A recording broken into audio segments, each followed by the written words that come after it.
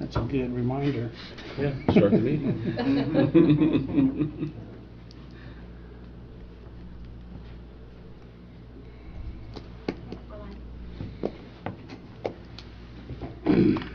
Call this meeting order. All stand, face the flag for pledge. I Pledge allegiance to the flag of the United States of America and to the republic for which it stands, one nation, under God, indivisible, with liberty and justice for all. Please see. Rick Luther. Present. R.J. Donovan. Here. Tim Yocum present. Approval of the minutes. Make a motion that we approve the minutes. I'll second the motion. Discussion. All in favor?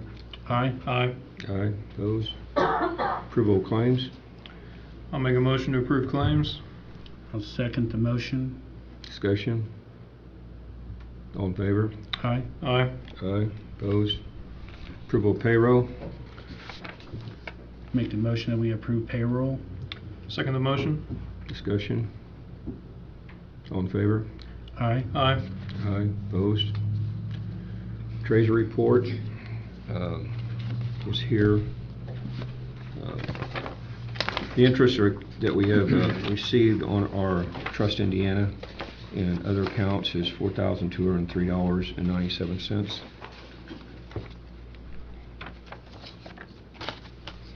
Open issues, and we'll start with the Health Department. I'll read their copy since they're not here tonight. COVID-19 update, Vermillion County Health Department. Total cases from October 1st, 2021 to October 7th, 2021 is 77. We're still seeing a surge of the Delta variant in our county. Fully vaccinated is 41.7% and 45.3% with at least one dose. Indiana Department of Health and Indiana National Guard partnered with us and did a drive-through testing and vaccine clinic. Pfizer and the Johnson & Johnson were vaccines and rapid tests were administered. It only took about 20 minutes for results. It was held at South Vermillion High School on October the 6th to the 9th from 12 to 8 p.m. This was a great asset to our community with the county having such a large community spread at this time. We are administering the booster. Pfizer is the only vaccine that has the booster. We are waiting on the Indiana Department of Health to give us the okay on the Moderna and Johnson & Johnson. We will be administering the vaccine to the younger ages as soon as they approve them. From the last meeting's slides, the guidelines stayed the same. A booster dose refers to another dose of a vaccine that is given to someone who has built enough protection after vaccination, but then that protection is to cease over time. People are 18 years older and then receive the Pfizer COVID-19 vaccine as a primary and at least 6 months after the second dose and test to meeting CDC guidelines. The CDC recommends the following eligible individuals: persons over age 65 and older and long-term care facility residents, persons age 50 to 64 with underlying medical conditions, persons based on individual benefits and a risk who are ages 18 to 49 years with underlying medical conditions, and persons 18 to 64 at increased risk of exposure and transmission due to occupational or institutional settings. We'll post this outside so anyone wants to view this more thoroughly. Next we have Vermillion. Anybody got any comment about the health department? Any comment? Moving right ahead to Vermillion Rise. Bob Root. Good evening, everyone. Good evening. So, just a few updates. Thanks for our new appointment, Lacey. We've inundated her with a lot of information so she can get up to speed, and she's coming out next week, and we'll kind of take a tour of the property and get her oriented. So we're excited to have the full board back in place. We did not have a quorum of our September meeting. We'll be meeting October 21 is our next meeting. Of late, we've been busy. There's been a lot of inquiries into property, particularly the Shell building. I think as product real estate keeps getting taken up in the marketplace, our building looks better and better. It's available and priced right, et cetera. So it's been nice to entertain those leads, and we're still corresponding, and want to be optimistic that one of these will come through. At our October 21 meeting, we're going to continue our discussion about utility rate adjustments. Our water and sewer are just really basement pricing, and we need to get on par with other utilities. Do you have to go to the IURC for anything on a rate? Not that, as long as we're staying inside the park and the jail. We're all, that's good, yes, good point. We're also putting the final touches on a sewer service agreement, much like we did with the water agreement, that just spells out, this is yours, this is ours, this is, you know, how we're doing that, so there's no confusion going forward. It appears the Toxaway Saturday went well. We didn't have any panic phone calls where folks couldn't get here or there, in or out, so it sounds like that was a success. So those are just a few updates I wanted to share. Okay. One thing I was going to make a request, anytime you have a company come in and visiting, if you would forward that information to us, just to contact, and a form letter that you'd want to have that would look good, even if we're not there. But there needs to be, I think there needs to be some type of communication from the commissioners welcoming the companies, or Yeah. they're saying something. If you could forward something to us like that, and we'll do whatever you want, but I think it's important that they see that backing of the commissioners. Okay. So, appreciate that. All right. Anybody got any questions for Rise, Bob Green? Thank you. Thank you. How they come with that water line extension? You guys, Talked to Eric Smith today. It's progress. okay.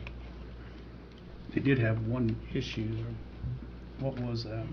About the ended up farm under- field, the farm field and the crop.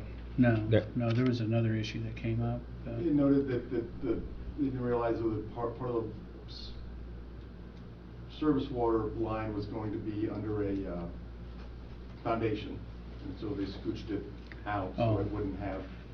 It was it was showing on the drawings incorrectly, and it was paralleling the building. And Right. anyway, there's some correction to be made there, or I've not heard a solution yet, I guess.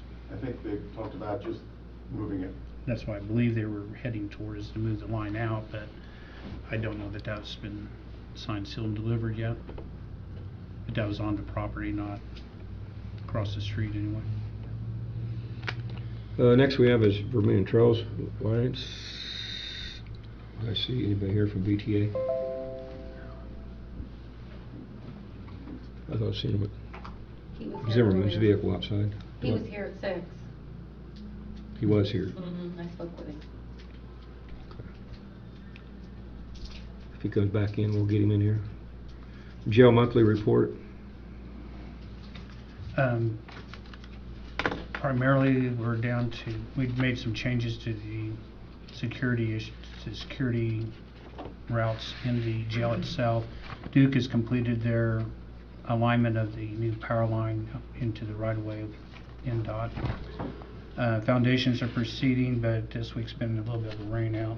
But anyway, hopefully next week it'll dry up a little bit and they'll be able to continue. Some ongoing issues with interferences between duct work and structural work on the inside. Looks like those will be resolved here shortly.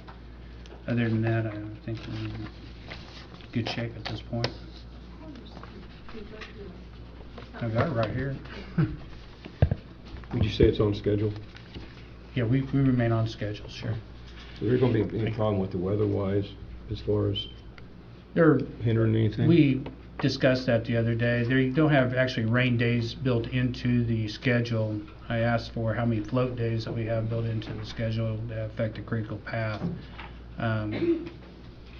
I've not got an answer back on the float days, but as far as rain days, there's not a designated set of days that are set aside for lost work due to weather anyway. They come out okay on the steel and stuff, and I have no problem with the steel. So far, we're still doing well with the orders and when they're coming in, and the one I was concerned about was the shell coming in, but apparently the orders are being placed, and apparently they're still being delivered as scheduled, at this point anyway. And what we're looking at, probably September of 2022 for completion? No, it'll be January 4th of 23. Okay. I think it's January 4th, it's 23. You'll have substantial completion, but there'll be final things still in 2022, but there'll be things to clean up that'll raise it into probably the first week of January. We have a jail report if anybody wants to see it after a while. There's several pages here, view if you want. Okay, we'll go back to Vermillion Trails Association. Les, you want to come up here? You want here? We have nothing to report. Oh, okay. Thank you. You cut it a little shorter next time? Okay. Illegal dumping ordinance 2021-12. Yeah, Tim, I would like to table that to the next meeting if we can. It's come to my attention that there is an illegal dumping ordinance that was passed in 1994, 95, and I'd like to review it and see if we're not recreating the wheel on that. And if we have one, just make sure people are aware of the one that's already on the books. So we have that in the next meeting. Yeah. So we can, Yeah, I've sent it to you guys late this afternoon, so that way we all can review it and Okay. see it. I think one of the biggest problems with illegal dumping is enforcing it. Yeah. I think that's one of the, would you agree with that? Oh, yeah. Absolutely. I mean, you have an ordinance, but it's hard to enforce. But at least you got one in case you do need to use it. Next, we got the ambulance audit, Baker Tilly. Is Baker Tilly here? Next Wednesday, a week from this Wednesday, we'll be sitting down with Baker Tilly and going over the report, of which will be final at that It will be point. available next week, so. It's available now for review. That's been distributed to the council and to the commissioners, and also to the ambulance service. It was a pretty good report, favorable report. It did hit on the topics, I think, of interest, but there are some gaps that I'd like to close. And I've got a few questions, and I think that'll come up next Wednesday where we can sit down and discuss this with Baker Tilly, and there may be some clarifications from the ambulance service as well. But I have probably only half a dozen questions to be able to ask, and you guys, other people may have some as well. We I have a think it public gives us a meeting good on that. idea where we're at anyway. We have a public meeting on that. No, that's just an informational meeting with Baker Tilly. Okay. If you want to make it public, I guess we can, but not. I wasn't planning on it at this point. There's no decision making going on next Wednesday. It's just asking questions concerning them presenting the report and us asking questions about the report if we have any. I have a few. Okay. I don't know we have any action to take. It's, I think, well, maybe we do. We have a recommendation maybe to make to the council, but they may be done with their budgeting process by the time we get, I'm not sure where they stand on their budgets at this point. You know, we're not meeting till the Wednesday after that, so. Anyway, they have the report and they can read it as well. They can also call Baker Tilly if they need to if they have some specific questions before it gets to the group to ask. Okay. Anything else on that? If not, we're going to move on. Asset management plan, Thrive presentation. We got Senator Ford here.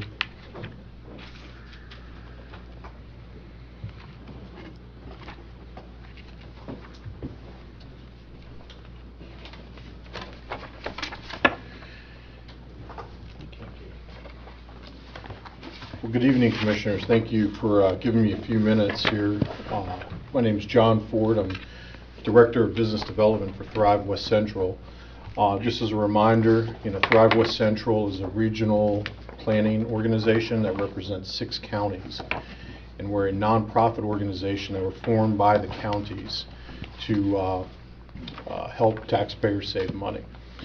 So tonight I'm here to propose an asset inventory for roads that would cover 4 collection areas, if you will: road conditions, traffic signage, culverts, and guardrails throughout the county. We propose to get this done by March 18th. We'd have the inventories and reports done by March 18th. The second document you have there really goes into detail of the type of information that we'll be gathering, how we would be submitting it to you. So for example, on the road inventory, we would be using the state's preferred system, the PACER rating system. So it would match, all of the 4 areas would match the data that NDOT is looking for in community crossing grants, sign grants, things like that. You know, the goal of doing these inventories is really to provide the county with a thorough amount of data that they can use to apply for grants moving forward. So road inventory, we'd use PACER. We would provide that data to the county in 2 forms, a spreadsheet and a GIS-based data set. That would be kept, we'd give it to the county, Thrive would keep a copy, and we would also upload it into NDOT's system. NDOT's as opposed to the county's THE system? It would go to the county, and you put it in your system, but then the state system, Okay. universal system that they use.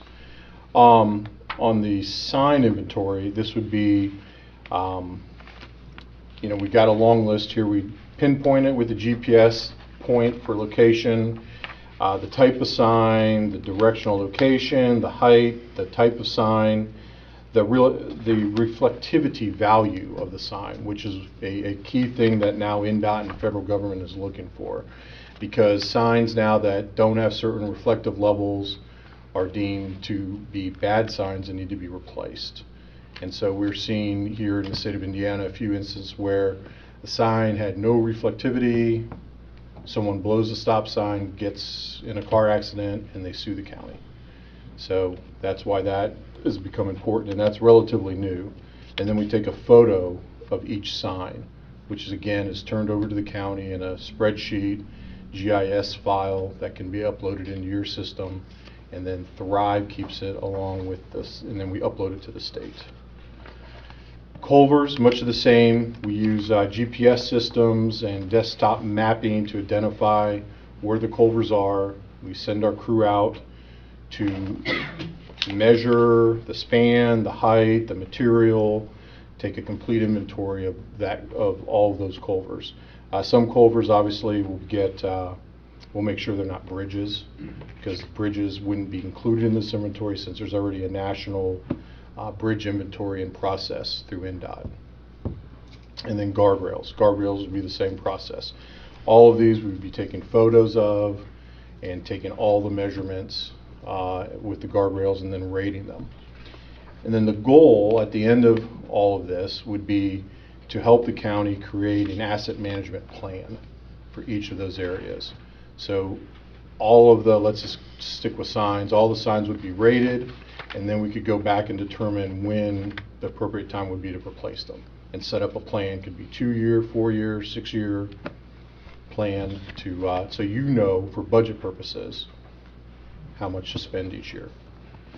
And some of the signs you guys are already doing in the county currently, right, John? Yeah, we've done about 1/3 of the county signs already.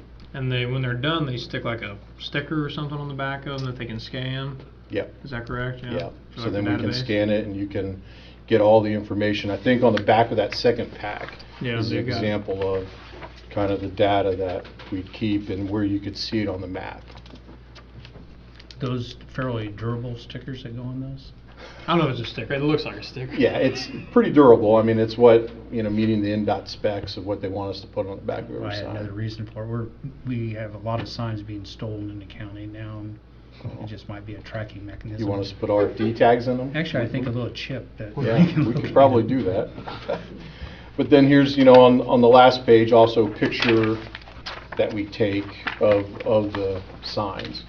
So then we can go back when we're creating our plan, you know, like this sign looks like it needs a little trimming of the tree around the sign. So we can help with that. And then that third is just an example of our MOU that we could use, and we propose the fee for this would be $45,000, broken down into 3 installments. One within 30 days of execution, Second installment January 1st, and then the third would be within 30 days of delivering all the product. Within or after delivery? 30 days after delivery. And that'll be in the right form and stuff to be for LTAP to pick up, or, you know what I'm saying? We have that, because there's a lot of different requirements to enter that into the state database. So, Yeah. what I'm saying is that this information, is it easily transferable, like in the Payzer rating? Is that set up so we won't have to manually enter it, you know, all this, we can just pass it through?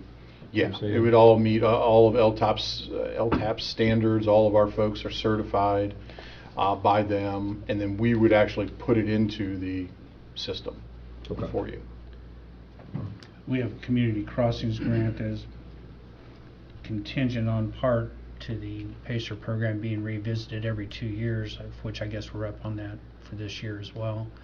Will the data be available to us by the time that we need to submit the community crossing grant information? Make application? To be honest, I'm not sure when the community, is it January, the next deadline? I'm not sure. It's going to be another one in January. January. Thing is, we got most of it, as far as the roads, we got them all right now in some type of plan, and you could look at that, and unless we want to do something different on it. It'd just be nice to be able to, if we had the data available by the time that we need it. If we Yeah. don't, we don't, but I think you might need it by December. I'm not sure that. I think you're right. Yeah, I mean, I might be think- something we could probably utilize next year. It just depends when, you know, I mean, if we approve a proposal like this. Well, we need to resubmit to LTAP this year for the next grant. Well, we- So I'm not sure if that's a December deadline or Yeah. a January deadline or We what. have to go ahead and do the closeout on this current grant, and it has to be done. We gotta here get done shortly. first. We need to get done first. I know, but that's the next process. We can't apply for another grant until we do the closeout on this existing one. Mhm. Yes, So, but we can start the process of getting the yeah, information we're together. working with Melissa Weibel, right? Yeah, she talks with Dan in our office every time you all apply to get some data for the Community Crossings grant. You assisted her last year with that as Mhm. well. Yeah, and a lot of this information would be available to her, whatever she needs to get that report done. I mean, our goal would be, you know, if we can, you know, if you all agree, we would start, you know, right away to get this done. March 16th is, you know, I'm the sales guy. The actual people doing it wanted a little extra time.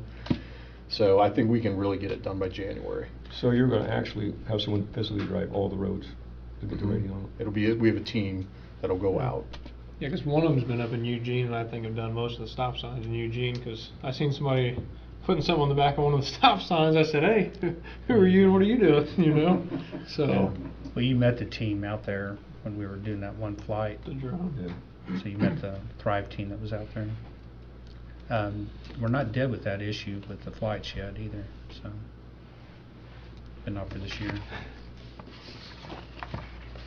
What date do you have to have an agreement? We have 2 proposals right now, one from Clark Dietz, and then the Thrive proposal here. What date do you need to have this by to be able to maintain your schedules? You know, we assumed the beginning of November, Okay. so a couple Be weeks. by next meeting, we would need to make a decision. I'd say, not sure what the meeting schedules look like, but Yeah, I wouldn't have any problem reviewing this one, Clark Dietz one before next meeting, and as long as we've got the funding available.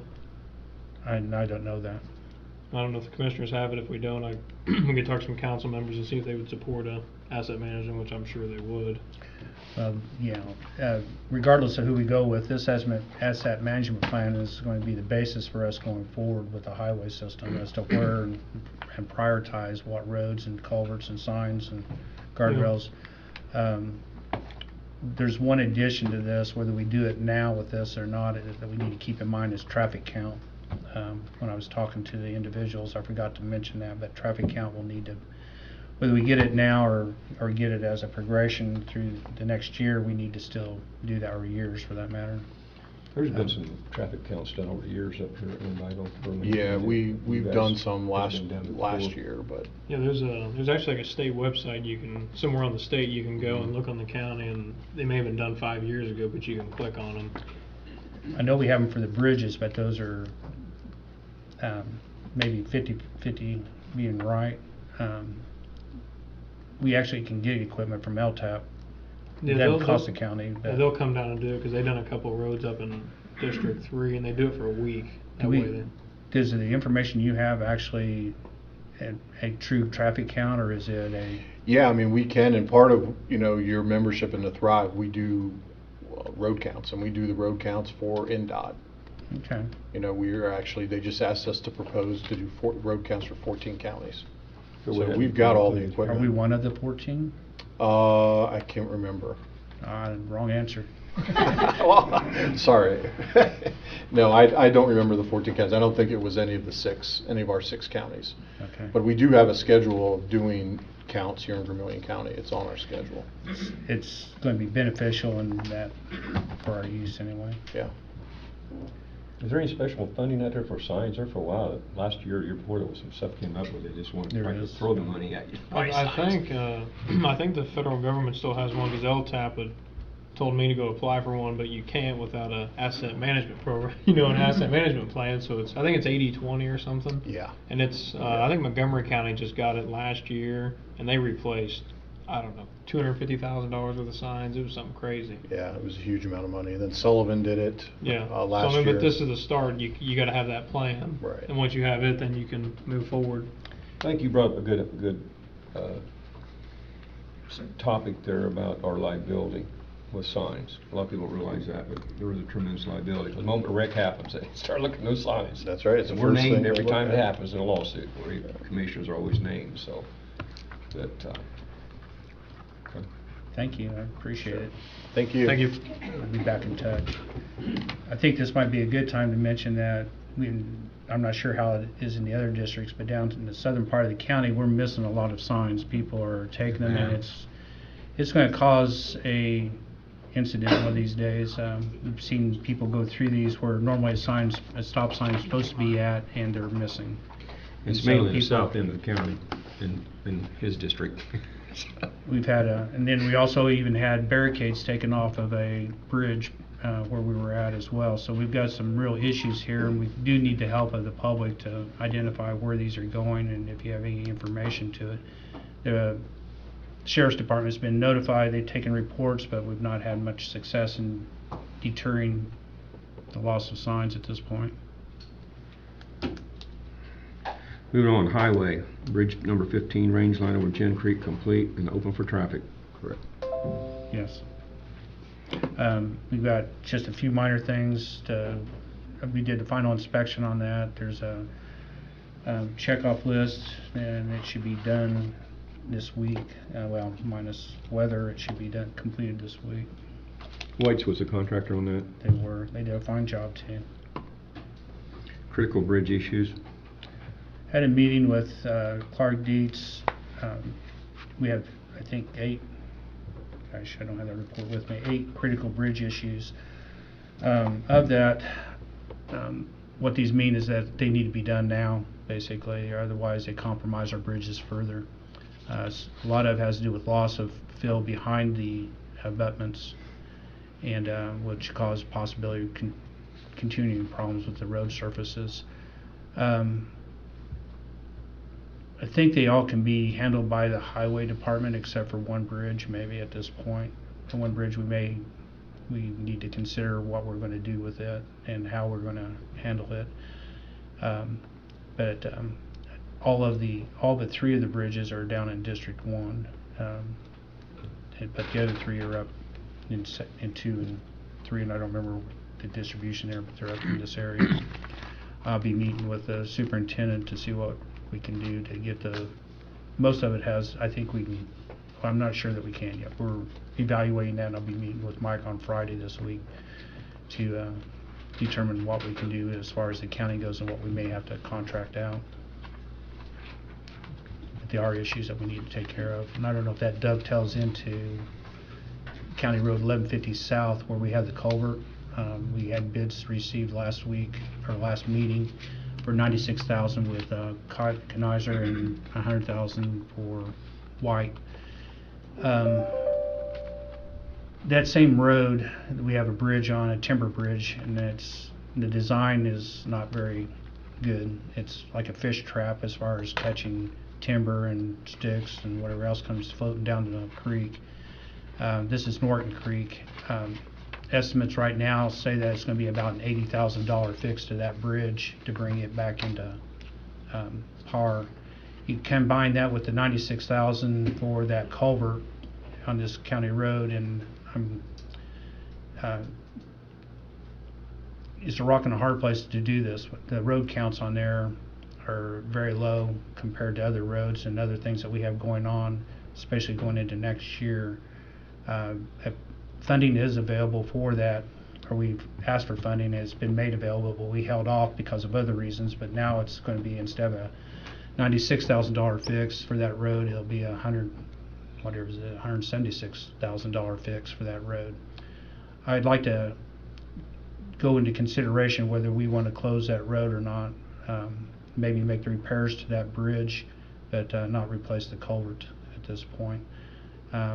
Next week, I'd probably like to have a public hearing on it and to get input from stakeholders who actually use that road. I'm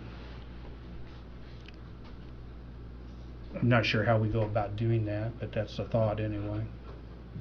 And then I'd also like opinions of the other of you, both of you, as to the ramifications of closing that road. It's mostly a farm road, but it is still used. So the question is whether it's worth $176,000 to. I like your do idea of that. a public hearing, letting people come in, and I mean, is there people that live back on the road, or is there any homes? There's two houses to the west up by School Road, and then there's one house on the road to the, well, everything's skewed out there. Yeah. South, I guess it But is. since the culvert's been out, they've made other arrangements to get out. Yeah, there's nobody in between the two. Okay. But there is some property that off the bridge it goes up that is accessed off there, and I'm not sure that it has other access. Okay. So there's a possibility that we may want to abandon the road entirely and go to a private road, or do one repair and just make it a dead end going both directions. So anyway. I kind of like the idea of maybe doing a public hearing and then all this kind of. I'd I'd have like- to probably go You have down to and be. view it because I don't even know where it's at down there to give you an opinion on it. But Sure. But I'd like to maybe do that next Wednesday or so if we can. How do we go about doing that? Just to ask for a public hearing, and do we, Ask other than John a about 48 that. hour, actually, I Well, guess it'd there's be no a special notice. meeting, you'd just publish your notice with 48 hours advance notice and then hold your meeting. Okay, I'm asking I think for input. everybody- I'm not trying to make a decision on that day, but asking for input. But if you're Okay. gonna want, I'm sorry. Anytime you're doing something like that, everyone was property owners, even if they own property there or they have a house, everyone ought to be served with a letter. that's not a bad idea either. minimum, Sending. you know what I mean? 'Cause having this a public meeting, it's not, you know. I don't know. I guess it depends on the process we want to go through. I wasn't looking at making a decision next Tuesday, just gathering information, but I guess people need to have a letter sent to them Yeah. for that. I'm not sure that Because we're if going not, to they close may it not. yet. Yeah, they may not come to that public hearing if they don't know. We'll about try. it. Send them certified. Can an auditor help us with that or not? Yeah, we're on a conference next week. Okay. I'll see what I We can get get them ready done. tomorrow. Hmm? We can get the letters ready tomorrow. Yeah, she'd have to do the meeting by herself. We can get the letters out this. Yeah, I don't think we make any decisions. It would just be an informational, you know. Yeah. Okay. I think people adjacent to the road, and I don't know if we go any further than that, but there's not that many property owners across there. They're fairly large tracts, mostly field or So do you want to wood. schedule one for next Wednesday? Yeah. And if the three of you can decide on what you want us to put in the letter, I'd like to have something tomorrow if possible. I can do that. And I'll confirm. Maybe the 20th next Wednesday? What time do you guys want to do? I mean, I'm getting there. isn't each time a better time for you, about 10-ish or 2? 12. Yeah, 12 at lunch, yeah, that's not gonna happen. It's gonna have to be after lunch for me. Anything after 2 o'clock would work for me, unless you wanna do a bright and early one, but I think those people make work. The only thing we do have a Baker Tilly report at 1 o'clock, I think, on that day. Okay, I can do any of them if you wanna do 4 o'clock or 3 o'clock, You'd be 5. better off in the afternoon, right? Yeah. Tim? 2 o'clock or after. Okay. Let's go ahead and make it for 3 o'clock then. 3 o'clock, So what day? 20th. What day? Wednesday, 20. October 20. 10, 20. Okay. No decisions being made there, by the way. It's just trying to get all the information we can to be able to make a decision. Is that 11, you said 1150 South? Is that the road? Yeah. It's okay. It's actually 2 roads that come together, 200 East and I think 1150 South. Okay. I'm not exactly sure where the cutoff is in there. I think quit calling it one or the other. Okay. We'll move on to the community crossing grant paving. St. Bernice has been complete, or District 1 has been complete, and they were still in District 2, I expect, they with was all out the there, rain and we've they said had. the rain, and then I haven't heard back from them the last day, so. So they're still working through that. We will be applying next year for another community crossing grant, but we have to close out this grant, so as soon as we get the paving done, we need to get that done for the state so we can move on.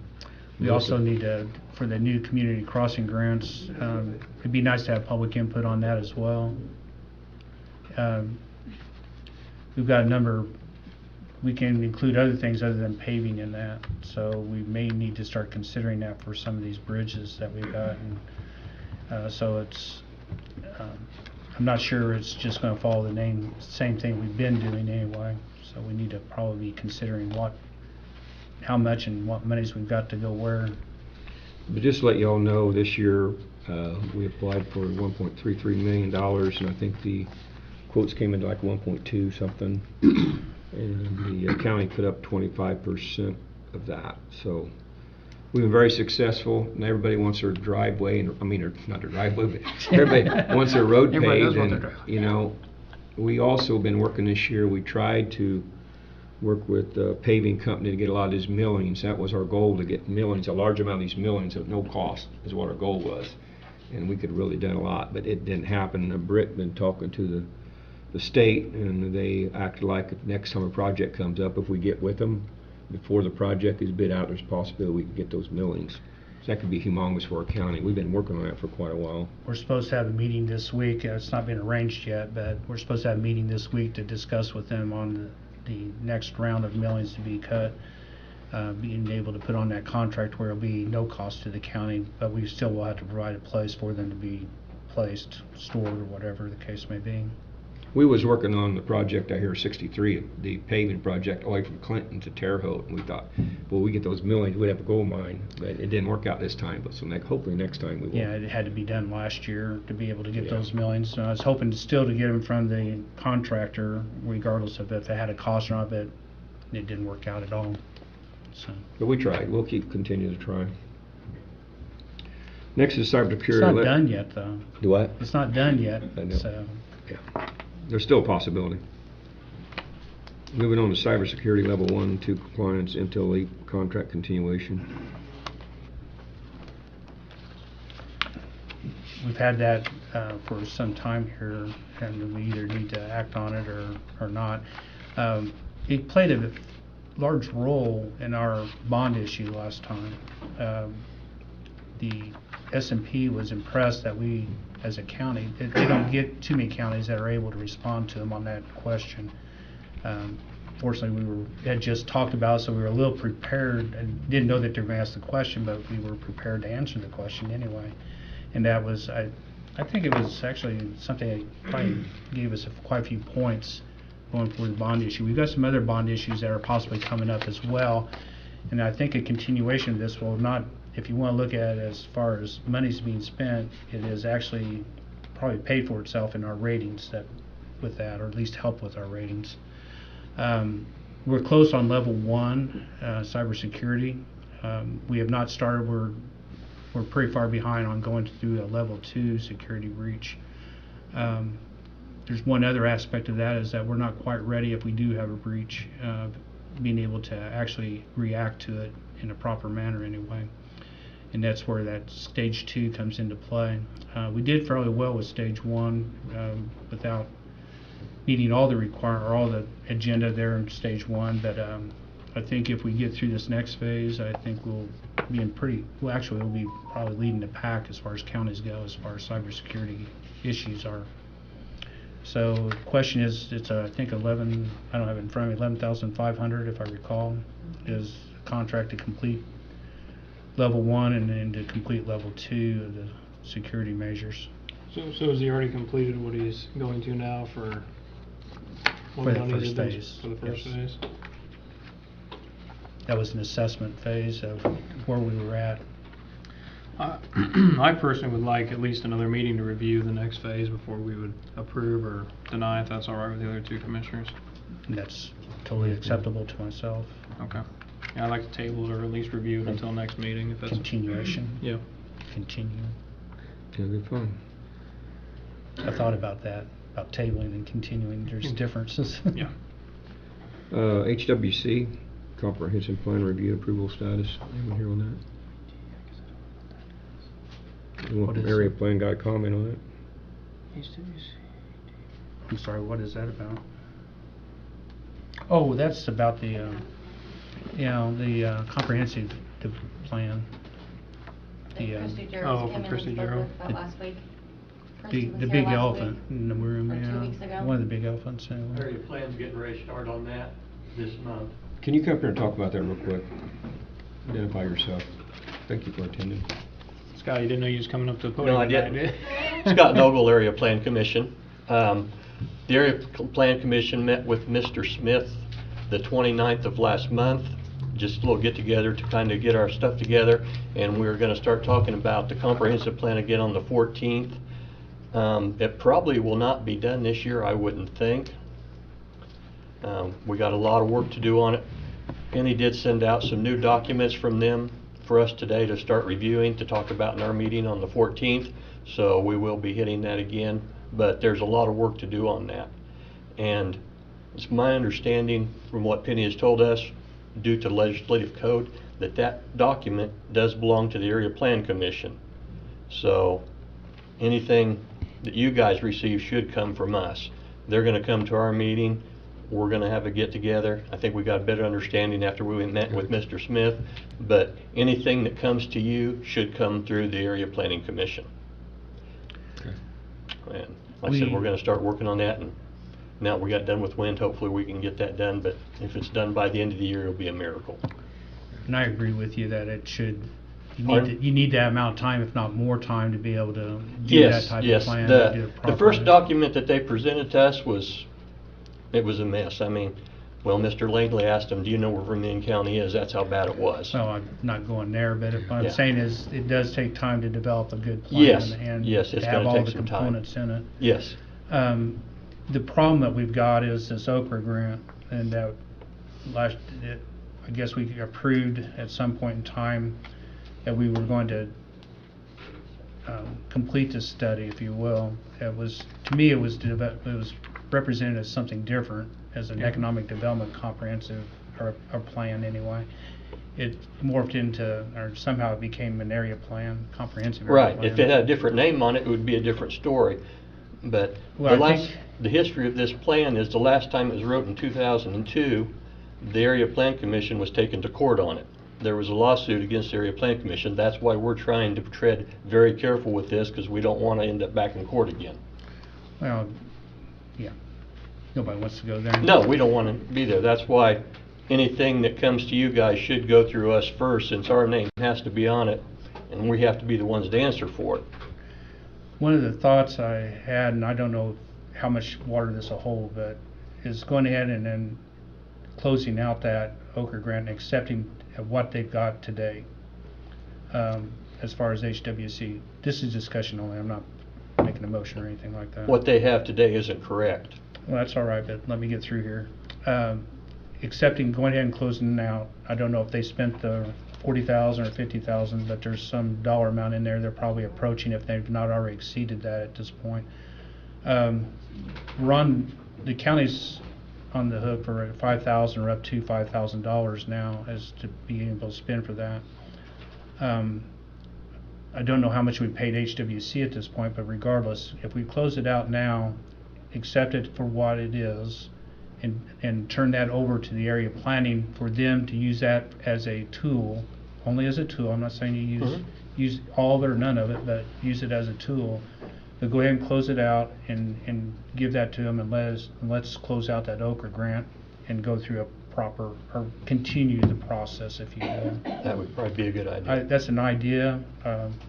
We can chew on it, but I think we don't have, without having a nail in our coffin with Okra, where we're going to be limited on grants and other things that we're applying for that affect a lot of different programs. I think we're better off doing that than we are to wait until we have a pure program out there. Yeah, I wouldn't be opposed to that, but I would like to see HWC correct what they can up until that deadline. Because I hate to see any company get paid for work that, It's as not right, one yeah. member stated, you know, Vermillion County is. You know, I don't want to see Yeah, that. it was a mess. But I mean, if we can meet that deadline from Okra, and if they can change it and correct it as much as possible, I mean, I would. How much do we pay? Do we know how much we paid HWC? I believe February is their deadline, isn't it? Oh, I don't. I think that, don't quote me on that, but I think that was the, Yeah. they said I don't know what February funding. was gonna be the deadline. Do we know how much we spent? Oh, okay. What? On that last timeline, I thought it was April. Was it, okay, April? April. Okay, Well, it could be but April. regardless, I'd rather see Yeah. this go But- through the APC. I thought that last time too, but it Right, didn't go that route. It needs to come through us. What they've got, if they can make it right, would be a good tool for us to start Yeah. with, as you said. I agree with that. And then we can take it and run with it from there. And if they want to have some input too, that they can. But I think asking you guys to complete something by December is kind of crazy for an Yeah, entire county. it just can't happen. Well, this plan is good for somewhere between 5 and the next 10 years. Mhm. So it needs, Right. and it's supposed to give direction to everybody on where you want to live, where we want business to go, where we want commercial to go, what we want to have happen in the county. And I don't want this just to be something done because we have a deadline for a Right, we don't want to throw a mess out there and then everybody trying to figure out what it is. Mhm. So I think we're all in agreement. It's just a Yeah. matter of, do we know? Or she's still looking, that's all right. Takes a minute. Do we want to continue this into the next week after we have all of our facts together, or is somebody wanting to move a direction right now? I think we ought to get everything together and figure out where we're at. We'll continue to the next Yeah. meeting and then we'll address it at that point. I think that's where we're heading though. We'll get all the Yeah, facts together. hopefully after our next meeting, we'll have a better idea too, where we're headed, because we've been pretty busy with Yeah. wind and we kind of had to drop this. So once we get to talk about it again, we'll have a better idea and we may be able to give you guys a heads up on Yeah. what we're But thinking. that's where we're headed anyway. I think we're in Yeah. agreement on that, but you meet next Thursday, right? Yes. So 2 days. Did you also have new members of your board? Any change Yes, in- we had a Clinton appointed member. I'm not sure what the name is yet. They'll be here at our first meeting. John, do you know who it is? Brian, I think. Brian Stevens? Brian Stevens. Yeah. He works up at 500, don't he, up at Folsom? He'll be the new member on our APC team. Okay. Thank you. Okay, thank you guys. Thank you. Okay, we're gonna get some people out of here. It's been waiting for a while, and it probably won't take very much long time. New business, we got Martin Shepherd vacant alley. Is anyone here representing? If you identify yourself, please.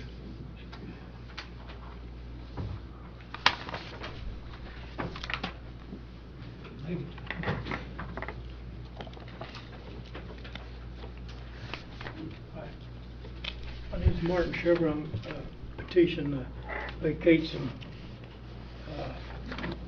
undeveloped road on the Modoc subdivision. Since I'm the owner on both sides of the undeveloped road, it would benefit me by keeping the public from hunting and doing what they might do. The undeveloped road consists of uneven ground, trees, shrubs, briars, weeds, and a ravine. The county would benefit it by putting it on the tax rolls.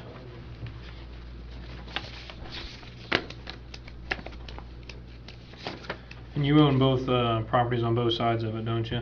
Yes. There's if you look at the layout of that area up there, there's roads that actually go in both directions, or come across that direction from one end to the other end. There's other property owners that are affected with that, and if this is laid out for a purpose. I don't believe that it's Well, a he's on benefit to the county. this alleyway you're talking about. You're only talking about closing the portion that you own the property adjacent to, Yes. right? You're not talking about closing the On entire. both sides of the Yeah, property. well, I see what in you're saying, though. question. This landowner be affected, but he's only closing. Be to approximately here. about 40 feet by 300. Yeah. It's a continuation of, and I forget the name of the road, Oh, yeah. from here Yeah, to but he's here. petitioning just from this to this. Right, but that won't be a continuous road if we close it, or if we No, allow it this to be here open. won't be, yeah, there won't be anything. Yeah, I see what you're saying. There's arguments to be made both ways, but I think, I don't, my personal opinion, I don't have any issues with closing that section right there. I don't. Britt, Does area planning have, there's a couple of things when we go to closures on things or abandonment, because it affects right-of-way, affects broadband, it affects sewer, water, other things that could potentially, maybe not today, but somewhere down the road, of which they'll have to buy that back.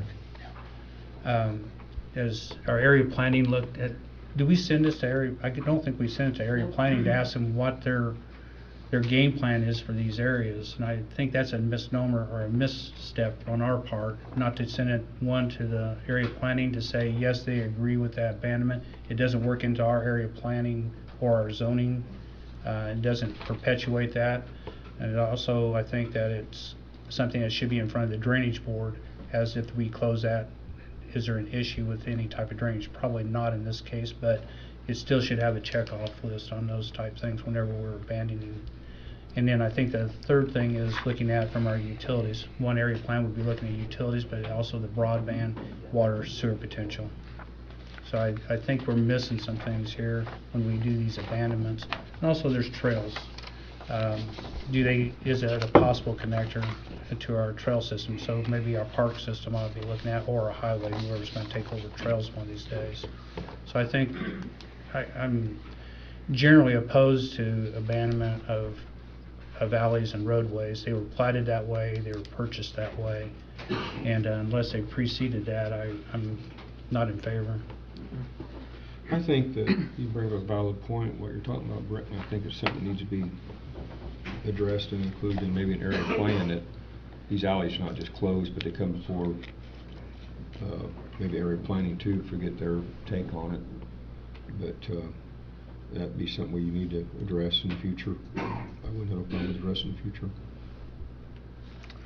Well, I know earlier this year we've approved a couple of these, and I think we have another one on here tonight that we can talk about going through in the middle of someone's garage. That happens often, but I would make a motion to approve Mr. Shepherd's request to vacate an alley on, what is it here?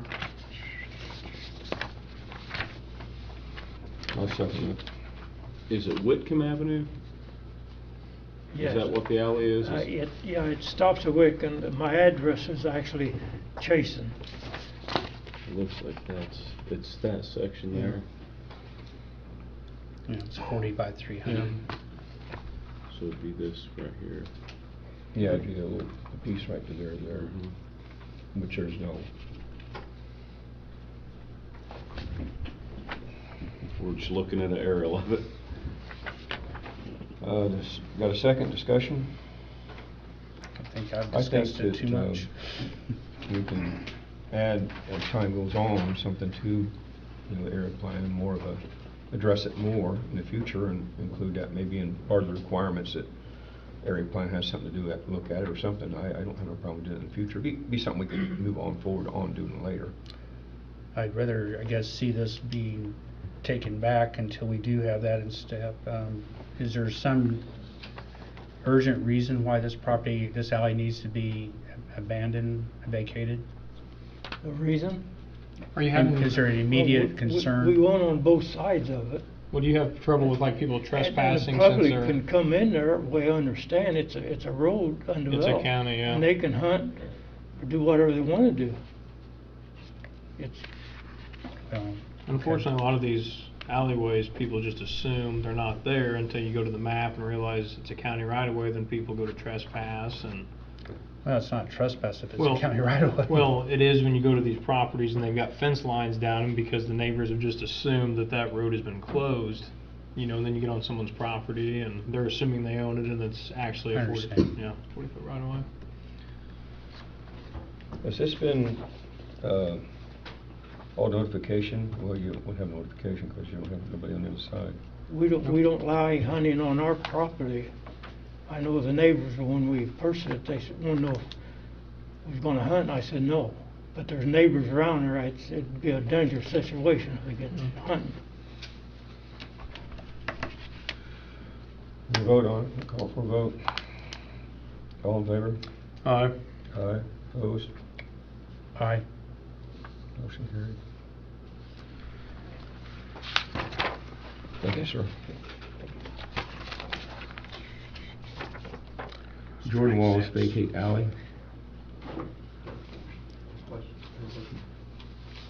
Ms. Carpenter's watching the meeting apparently. She said a question.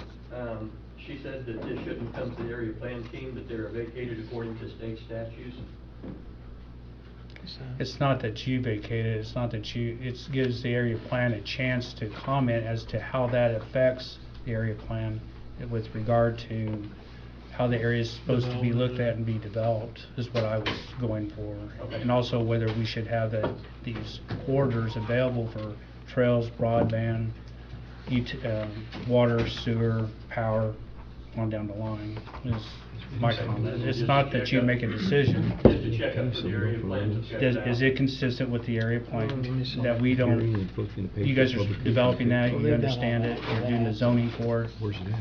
And if you say it shouldn't be because of these reasons, or it should be because we don't care, then that's just another reason to decide it. Same thing with drainage board, they don't decide either, but the drainage board has an opportunity to say that there's an issue. If we vacate that, that becomes private property, we no longer can do this or that. So, Thank you. You know Jordan Wallace vacate alley?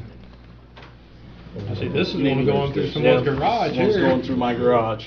I don't know if you've seen the map or anything, but yes. it looks like it was a continuation of maybe Miller Avenue, Yeah. and that the north side was probably vacated at some point in the past, and apparently ours wasn't. We purchased this house 5 years ago. We bought it off of my wife's grandma, and they've owned it since the late 80s. And those barns were there when they purchased the house. The best we can guess is they've been there since the 70s, Yeah. late 70s. It's gonna be kinda hard to add on to your garage or build anything new going through county right of way. Yeah, there's a telephone pole right in the I was middle of gonna the road as say, well. I just had this issue about 2 years ago. I wanted to do something with my garage and I had a 40-foot county right of way going right Yeah, through the middle well, of it. we're actually in the middle of trying to sell the house and buy a house all You're at the not gonna same get that time. sold with and- the county right of way going Yes, through it. yeah, that was another issue is, it's been through 3 mortgage processes. It's never been caught before. And now it's been caught. And now it's been caught, so. I had an opportunity to look at GIS, and it doesn't show that as necessarily as a, I'm wondering if it's an error on the GIS part. Well, that's what we came up here and we tried to figure that out, but we got a lot of, I've never seen this before. I'm not sure. I'm not so sure it wasn't an error made in GIS. I have a feeling it is. The right-of-way length and the configuration of it doesn't appear to be consistent with what I've seen in other certain situations. I believe the deed was pulled and drawn, wasn't it, for you? I believe so, The yes. deed- The deed was pulled and they drew the property lines for him.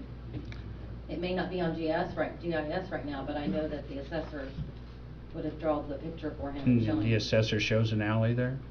I'm assuming so, or he wouldn't be here. It would Yeah, have to go through her Well, the first. assessor shows it being assessed, his garage being assessed, so if it's on county right-of-way, it shouldn't be assessed. Yeah, it was on our, our. Yeah, you have 3 structures that are being assessed outside your home. Yes. Um, But they're also all showing all 3 of those properties on 2 lots. Or all 3 of those buildings on I'm 2 lots. having, and like I said, I think there's some errors there somewhere along the line. It may be cumulative, but there's errors that have been made on that parcel. And this one here, I am in favor of just to clean it up, I guess. I'm not sure we're actually vacating anything. But just to be on the safe side that you don't have an issue, I'd make a motion to approve. You're closing just a part on your property. You're not going that. The next property, still alley, would be. I'm pretty sure that property's already been vacated. According to Vermillion County GIS, from my property line to Vermillion, to, I guess that's First Avenue, Chicago, depending on what side of 71 you're on, that's already been vacated. It is. I mean, Well, whether it's been vacated, it doesn't show up anyway. Yes, yeah, it's according to GIS and the auditor's office said it was also. There is a section to the north of that it still shows as if it might be a right of way or about alley. But anyway, I don't believe that. The other thing is that I don't think our area planning came into play until 60 or 73. I think all these parcels predate that, and the buildings predate that. Actually, not just the parcel, but the buildings predate that period of time as well. I'm willing to clean this up. If we want to call it a vacation, so be it. We got a motion. Whatever we have to do. I'll make a motion to approve Mr. Wallace's request to vacate the roadway, alleyway, whatever you want to call it. I have no more. Oh, I'll second the motion. I'm sorry. Second discussion. I have no more. All in favor? Aye. Aye. Aye, opposed? Thank you, sir. Thank you. Thank you. Okay, joint permit request. There's probably nobody here from joint, is there? I guess not. What's the address on that? 1228 East Road, County Road 1100 South. 1100 South. $25,000. I sent a request off to joint for some additional information, and Okay. so if you want to just continue that, or we can Are you going to approve be it. point of but contact on that then? They're going to respond to you? I Okay. don't know if I included you all on the carbon copy on that or not. I'm not sure if I did or not. Okay. That's fine. I mean, Wait to hear back from you on that. Is that a time? I wonder if it's a time. Yeah, because I have the check and everything in the office, so if you could CC me in on that email, and then I can get it to Sue and find out why she hasn't. Okay. Well, I sent it to whoever sent it to us, so Yeah, directly. well, Sue, yeah. I will. Yeah. You'll get I'll back send with it us to on you. that. And I'll carbon copy you all in it. I should have done that if I didn't. Okay, moving on down to ordinances. First reading of County Ordinance 2021-14, reduce the speed limit on 50 east from 310 north to 400 north, including South Division Street, to 40 miles per hour. this was the one Chad Hennis brought to our attention on Division Street, that people fly on that road, and he made a recommendation to bring it down to, was it 40 mile an hour? 40 mile an hour. John prepared this. I have no issues reading it as a first reading tonight, if you guys would like to do that. Isn't it correct that any county road that's not posted is automatically 55? Yes, that's the current default setting.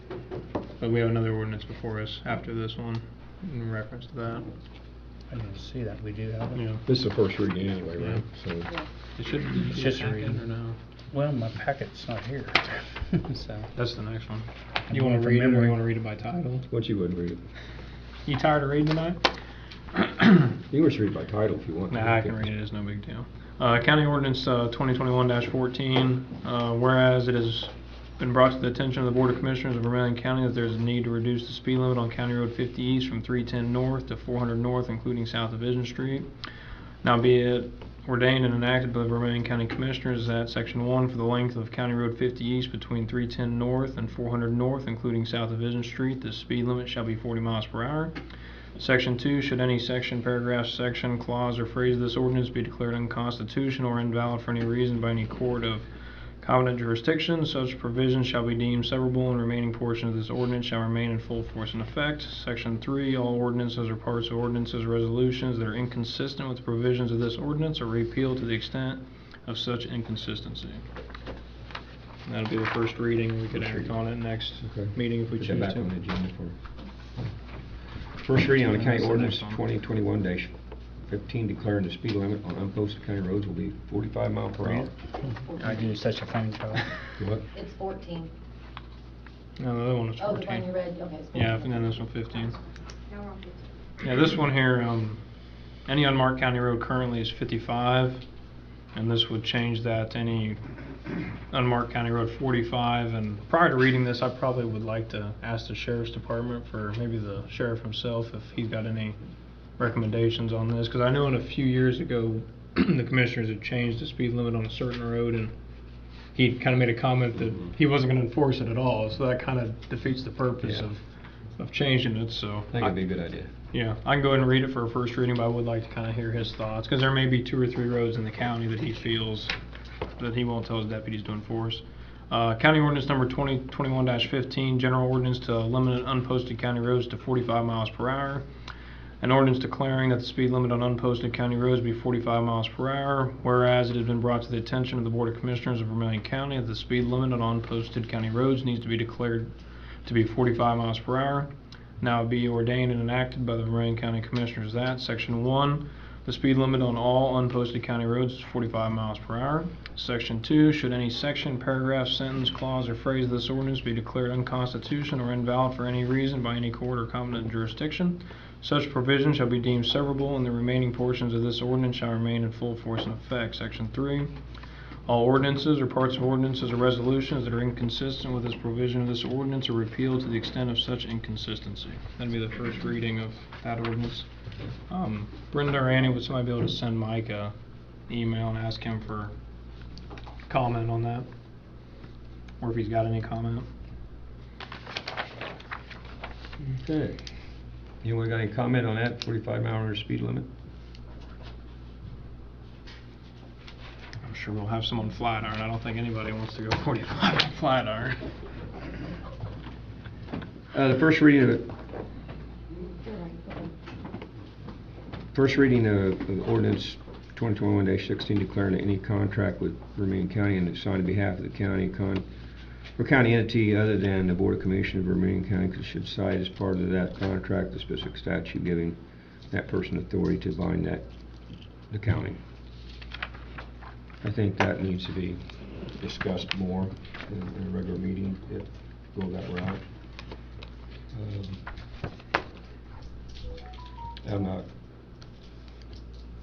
I'm not ready to act on anything like that right now. I think it needs to be discussed, but I don't think, you know what I mean? That'd be fine.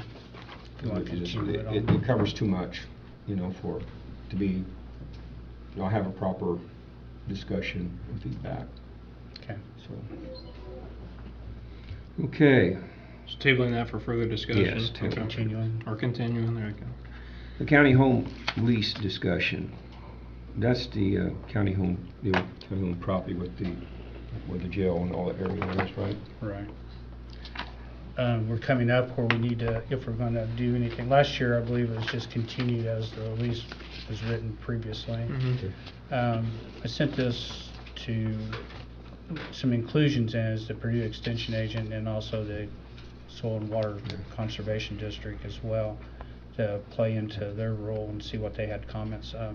Didn't receive any comments from them per se. We did receive one back from the insurance on it that there is a second part to workman's comp that and I don't remember the name of it, but it basically is something that the farmers primarily cover themselves with workman's comp, or the equivalent of workman's comp, but for farming. Yeah, I thought that part there was kind of hard. I don't know about that. If I really think they need to have workman's comp, that's kind of a. I don't. It's nice to be covered all the way, but I'm thinking, you know, it's getting. John, what's your opinion as far as the county's exposure if we don't include workman's comp We're or the talking equivalent? pasture ground. Mm-hmm. Pasture and hay. I can't think of any litigation we've had over that ground in 20 years. And I don't mean for that ground. I meant as far as the contract goes. I don't know that the guy that leases it even has any workers on it. Okay. So I mean, it's ultimately up to you guys. It's how you want to structure your own contracts. That could be struck. I don't know. I still have an uneasy feeling not having. If he doesn't have any workers on it, then he doesn't have to worry. Or if it's himself only, he doesn't have to have it anyway. So it doesn't come into play. But if he's having he's employing people to come out and work on the property, then it does come into play if they get injured. I don't know what the county's liability is if they do get injured. I know we get sued, but Yeah. do we stand to have to pay for somebody else's? That would be a question to put to George, I think. Okay. Yeah. Anyway, that's the only reason why it's on there, but it doesn't affect him if he doesn't have any employees on there at Are this we point. bidding it out this year again? It ends after this year, so either we also need to give notice if we are going to send it out for bids, or not send it out at all and not do anything with it. Well, the last contract was just for 1 year, I think, 1 wasn't year. it? It's So- just an extension. I'd like to review the entire lease in its entirety before next meeting, and then see if there's anything me and Tim think that maybe we should scratch or not scratch, and then I would like to put it out for bid this year. I'm okay with the 4 years, but there's just a couple of things I'd like to review a little more. The reason for the 4 years is so that the farmer or whoever is doing it will make whatever investments, they know that they can put whatever into it, but they also know that it's going to come due at a certain point in time, Right. either they'll continue or not. The other thing is that so we're not having to readdress it's not worth a lot of our time for the value that we get out of it, or hasn't in the past. Yeah. The third thing to that is the question is whether we want to do that or not too. What is our purpose for that ground in the future here, or do we have any? But going 4 years, that puts it into the next commissioners. They have 1 year there where they can consider what they want to do, or the next round of commissioners for 23. Yeah. I'd be okay reviewing it and then coming back with any comments at the next meeting. I agree. That's fine. Moving right along, Economic Development Commission status. I'd like to schedule a meeting with the commissioners and the council. I think are the two appropriate entities, and concerning the discussion on what the Economic Development Council is and how it's formed, and to what extent that they perform development within the county and using county funds accordingly. So I'd like to enter that into a discussion phase at this point. I was wanting to have an open meeting. I tried to get it done, and some people changed their mind on it. Open meeting like this, but with the city of Clinton, and to try to figure out what we can do to come together to make things happen. I think there's a disconnect there, and so that's something else I would like to talk about scheduling in the future. I understand what you're doing here. I think it's good. But open meetings with the different entities, I think is good. So. We've got a little bit of potential issue with the commission. What I was talking about is the council. With the commission, we have one member, I think, that has complied with the statutory requirements of bonding, taking oath to office, and I think I forget what the third thing is, but what is it? I said there's a couple, but I can't think of that last Anyway, there's one. another one. But anyway, I think we might have one member of the three that sit on the Economic Development Commission that have complied with those statutory requirements. So we may want to, I believe that is the one that was assigned to that by the commissioners. So we probably want to get our counterparts together to see, I think it's the council and the city of Clinton. So you want to do this with the county council, this meeting?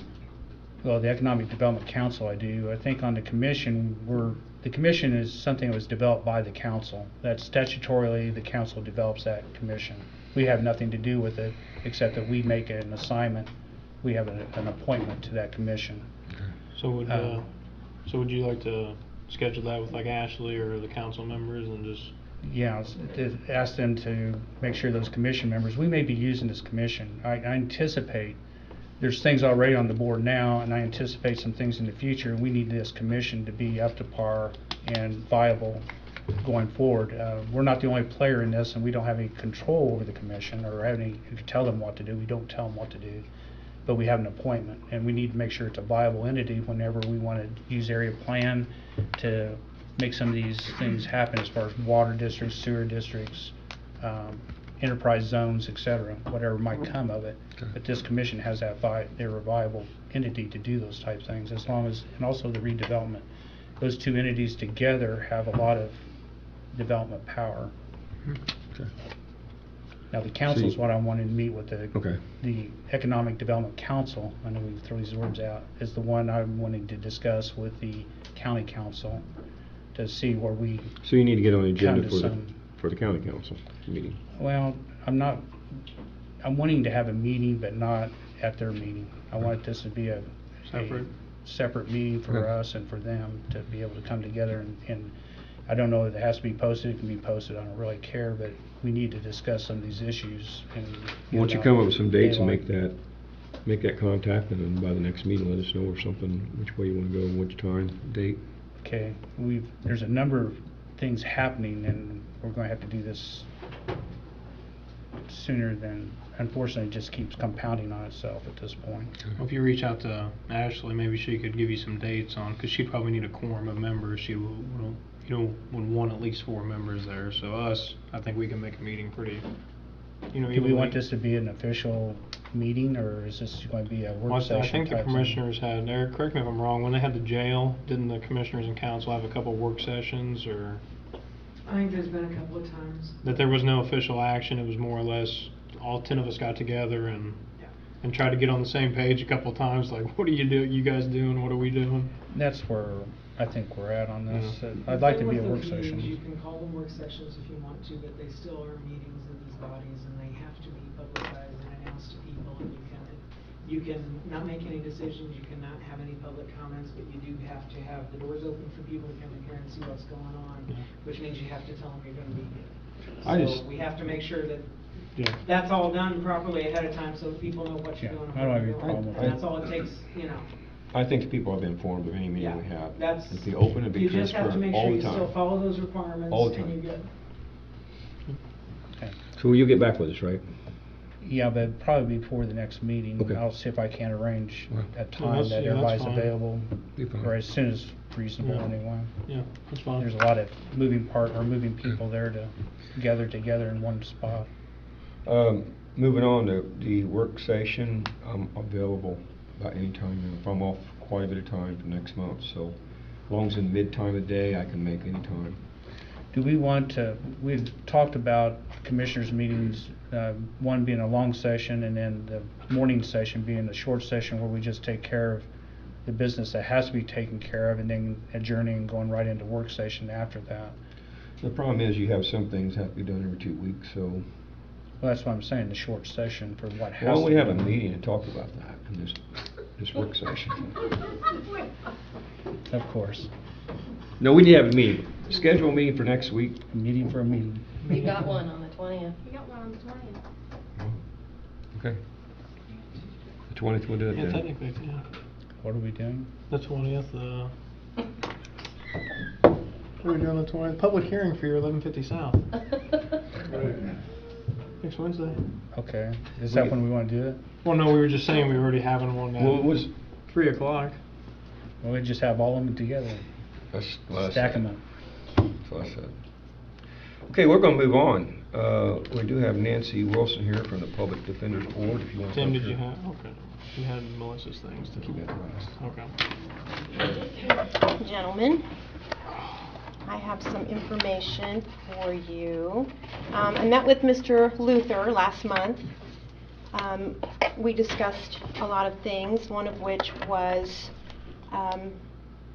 what our office needs wish list was going to be in anticipation of getting our budget approved by the county council. So I will give this to Mr. Spur and he can take one and pass one. So this would be a newly created office. That's why the list is so long. Starting from scratch. So, as I said, we haven't had our budget proposal approved yet. We don't know what the council is going to do with that. But Mr. Luther wanted to have some advance information as to what our needs might be. So office space requirements, storage issues, workstations and office equipment, communications, office supplies.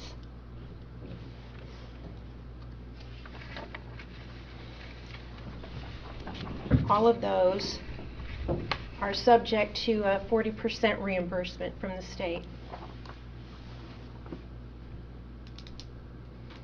And Have the you talked to reason anybody about office space yet?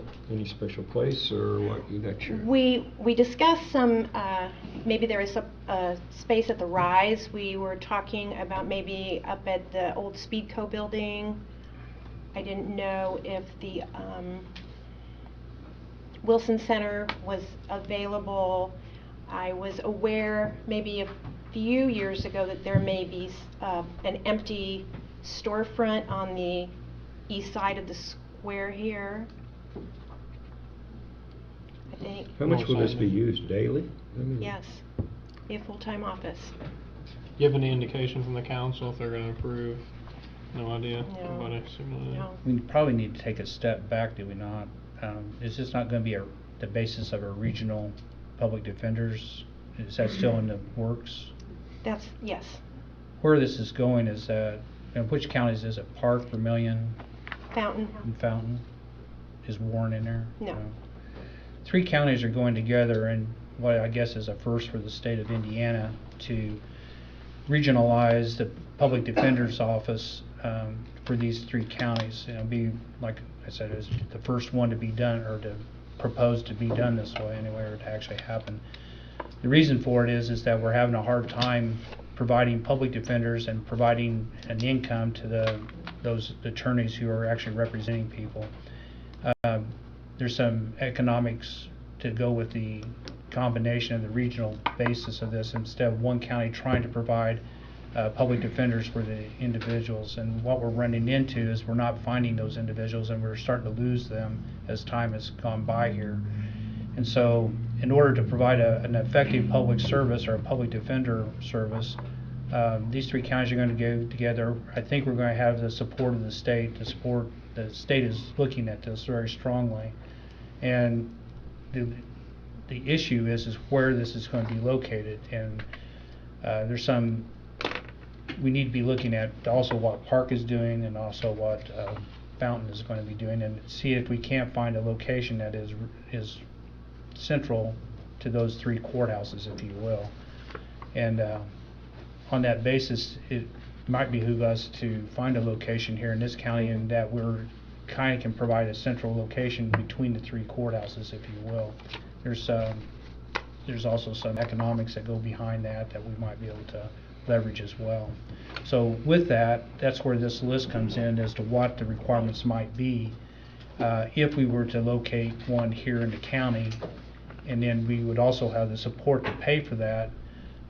Even though the state may pay 40%, there's 2 other counties that will be contributing. And I'm not sure on what basis, though, whether it's going to be on work or Caseload, caseload averages, right.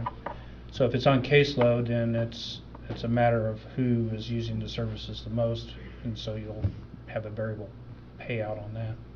So that's the reason, I think, for this listing that we have. And the judge, Judge Jill, she's a very strong proponent for this. She's seen some big issues in this county as far as being able to provide a good public defender's office. Let's see our prosecuting attorneys here. Would you care to voice an opinion? Oh, I think they've got a great leader here. I think they're working hard. It'll make our prosecuting attorney's job a little harder that way. So, but anyway, it's something that is needed in this county, and for us to provide the right services,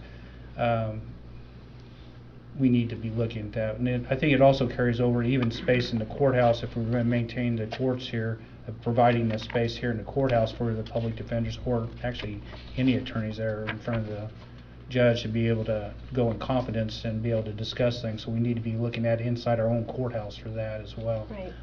Right now we've got people going out in the hallways, and that you can hear first floor what they're saying on the 3rd floor, so it's not very private. I have a letter from the Public Defender Commission explaining the 40% reimbursement. If you'd like to have a look at that.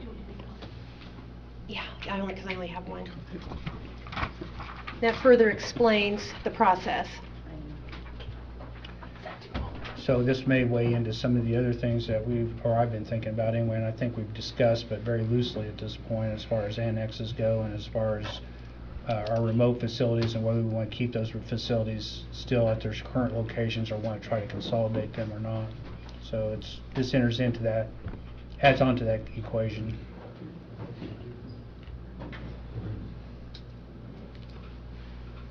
So where do we go from here with you on this? Well, we just have to wait for our budget to be approved. It's my understanding that Park and Fountain's budgets for this have been approved. Ours is on the 18th. Ours is, yeah, on the 18th, next week. Okay. And so when are you going to the council to get your approval? Or where do you go to get your? The 18th, or 18th to approve the budget. Yeah, we already had our budget hearing. Okay. Has Park and Fountain located any facilities that they're proposing at this point? I'm not aware of that. We'll have to, once all three are, the status of all three have been determined, then we'll kind of get back together. The three judges will meet with one another, and the Public Defender Commission, who has also been involved with the planning of all this. So once and if your budget gets approved, you guys will meet again, and then you keep us commissioners in the loop. Yes, absolutely. Yeah. I hate to see people leaving if they want to speak. Okay. Thank you. I guess we'll wait till the 18th to see what the council does. That's right. Thank you. Bank's going out. Did you set that? To what? The bank is leaving. Really? Okay. Oh, excuse me. Sorry. John Moore, do you have something?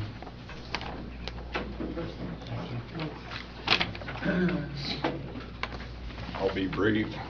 I'm here tonight representing the Redevelopment Commission, and earlier I gave you guys all a folder. Mr. Luther had attended one of our meetings earlier this year, and I came up with this so that he would know we did not ignore him when he talked. We actually listened to what he had to say, and he had some good suggestions, and it was nice to have him there. Anyway, we were actually created via resolution January of 2018, and in November of 2018, actually we were created because at one point in time there was a company serious about or inquiring about locating here, and it was something that was necessary to make their location here work to satisfy them, but then it fell through. So in November of 2018, we took it upon ourselves to maybe try to clean up some blighted properties that were coming up for tax sale, never getting sold. And we've got 5 properties, one of them at 155 Orchard Lane, Dana, one of them on Wickham Street, or North Sycamore Street in Dana, and then 3 properties in the town of Cayuga on Division Street. And in those little folders I gave you before, during, and after pictures.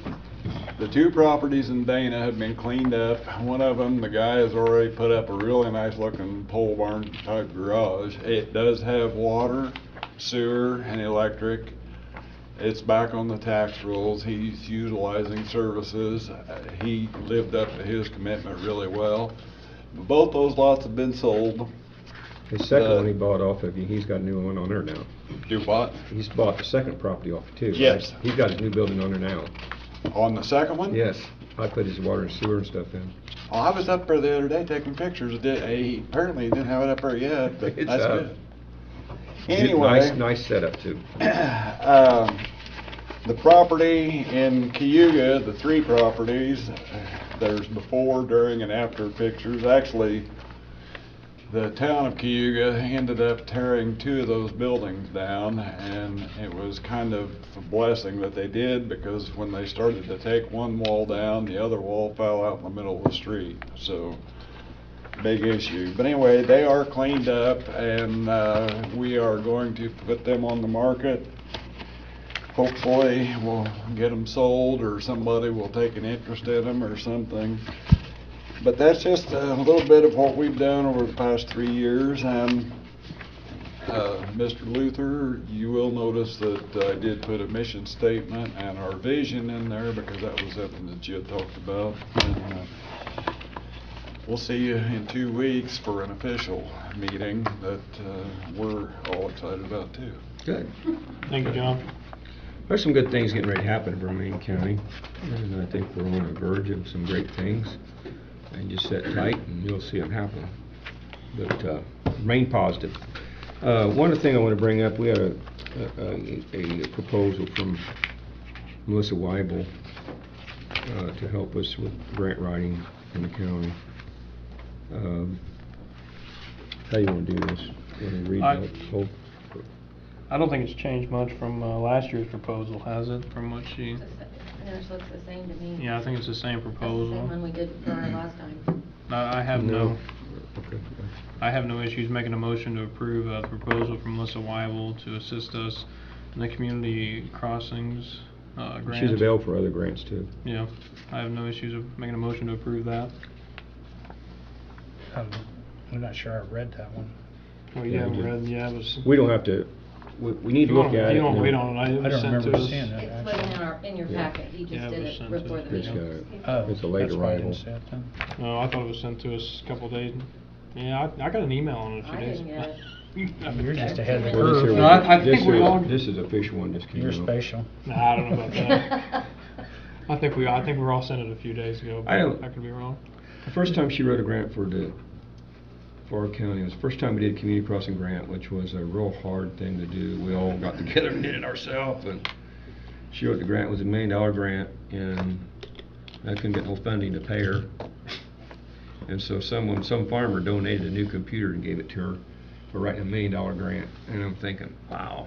But she's been a tremendous help. I mean, the success of this grant writing, she's been very, very good, and we appreciate her effort. So you want to look at this and we can talk about it, or how you want to do it? That's a question though. Has the state gotten, I raised this question with the state last week. Has the state gotten back with somebody about it yet? They haven't gotten back with me on it yet. Well, I need to call Carla Sheets just for a few questions. I just... Before we approve this, I would prefer to find out, my question to the state was what do we need to do to... So she has access?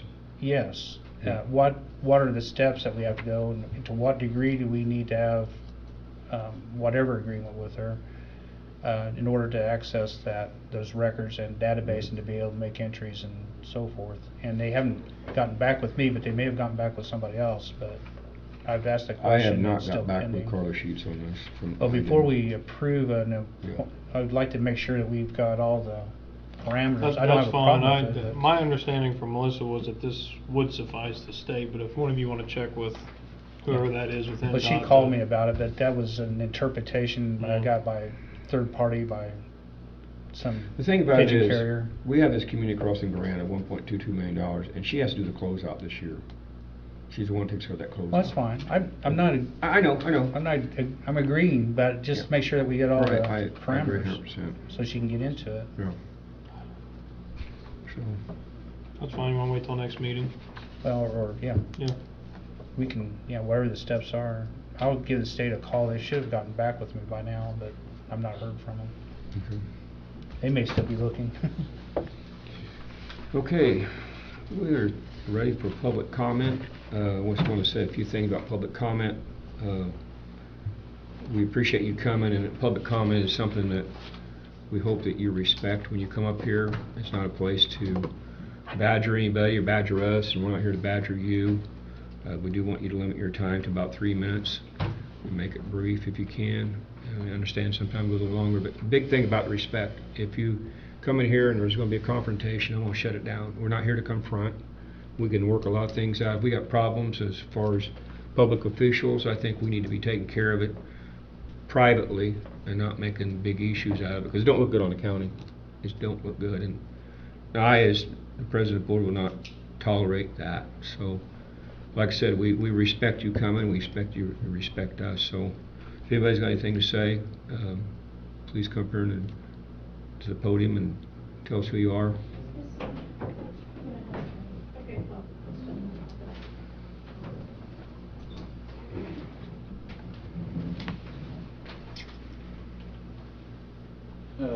Marvin Milligan, and I would like to give a short history lesson on 1150 South that you're planning to close. That particular road was built by farmers back in the WPA days. It was built for free except for the bridges. Does anybody know why it was built? It would make it 3.5 to 5 miles shorter to get to Newport. In the horse and buggy days, 5 miles was a lot.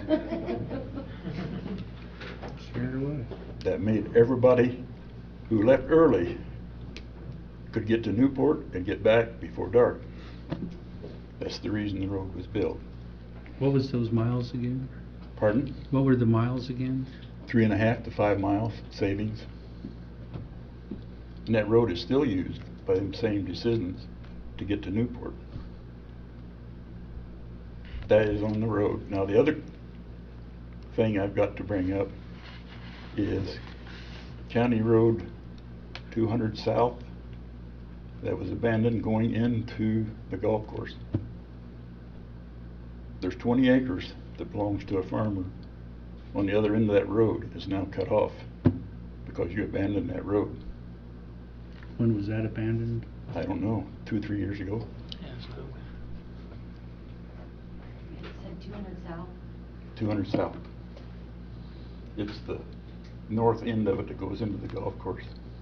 So has the farmer been accessing it the last 2 or 3 years? Going across the property owner, Going across it? who has been since sold it, and going to be a house built there. So now that property is landlocked. Yeah, that could be a problem now. The farmer is sitting right back here, he let us go across it. So how did the county abandon that road and didn't even inform the landowner? I mean, unless you research it, we don't know we did or didn't. I mean, if you pull it up and find out what happened, and I could speak more for it, but I would have to see the paperwork on it. Mm-hmm. If we could find that, I think it'd be important for that discussion. That did come to my attention about a week ago, something about it. I've not had an opportunity to look into those circumstances, but Okay. it I'm not the was property owner, I mentioned. just used to farm it, I'm just informing you. Okay. Are you the one who called me? No, No, someone else. I've never met you. Lucky you. Thank you. Thank you.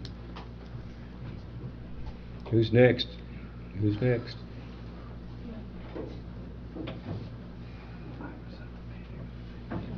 I said before, public comment is something we're given, we let you all do, but also there's got to be some requirements. So. Yes. Hi there. Please excuse me, I'm really tired and exhausted this morning. I had... State your name, please. My name is Teresa Bukos. I live at 5730 North Main Street in Cayuga. This morning I found my father on the floor yelling for help. I had called the rescue squad, Eliana EMS, to come take my father in. I am his power of attorney. My dad was disoriented for the last few days. Not really of conscious mind. He could ask us simple questions, you know, what's your birthday, what's your name, where are you at? He could name all those questions and answer them correctly. He had fallen and had torn his skin, hit his head, and had a lot of bruises, blood splatter, unfortunately, and he was shaking tremendously. The EMS, when they came in, They stated that because he knew his name and all the other information,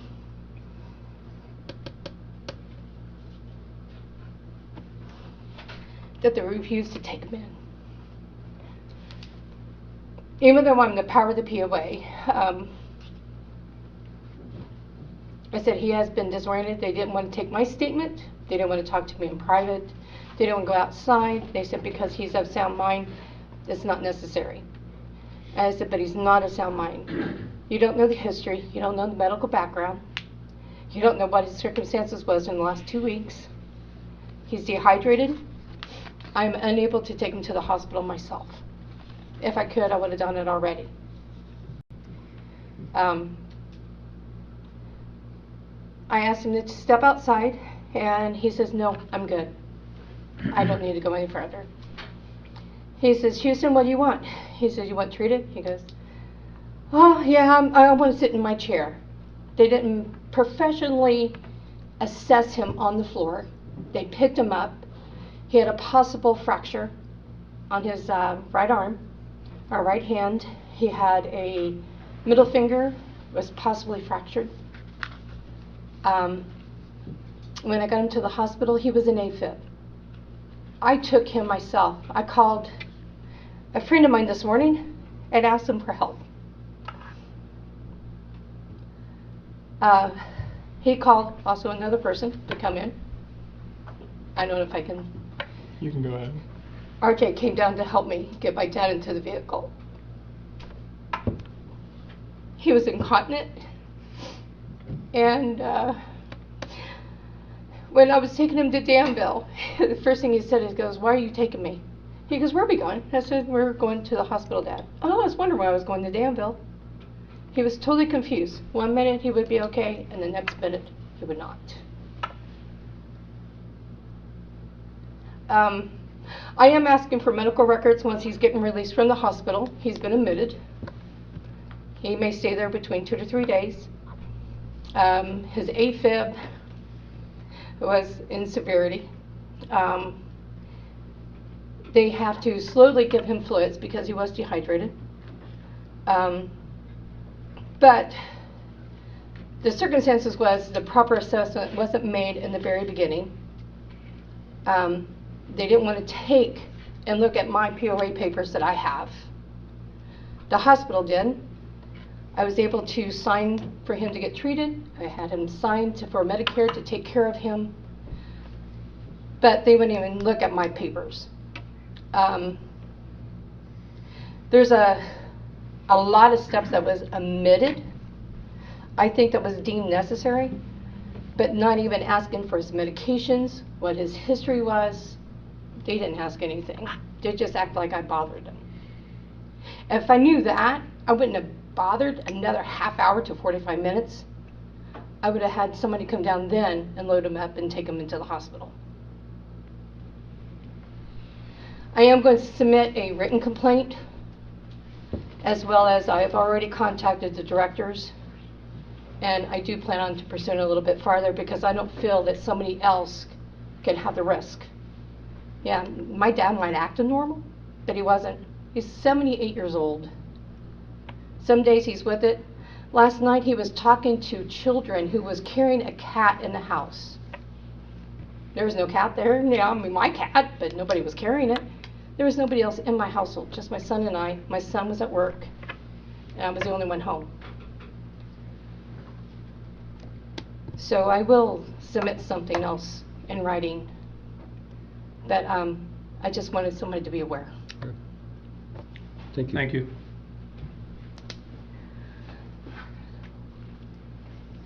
Who is next? About over. Anybody else? If you want to talk to one of us after, you can talk to us. I'll hang around here if you want to talk to me. Anybody else? Anybody else? Somebody make the motion. I'll make a motion to adjourn. I'll second the motion. Discussion. All in favor? Aye. Aye. Opposed? Thank you all. He like slammed.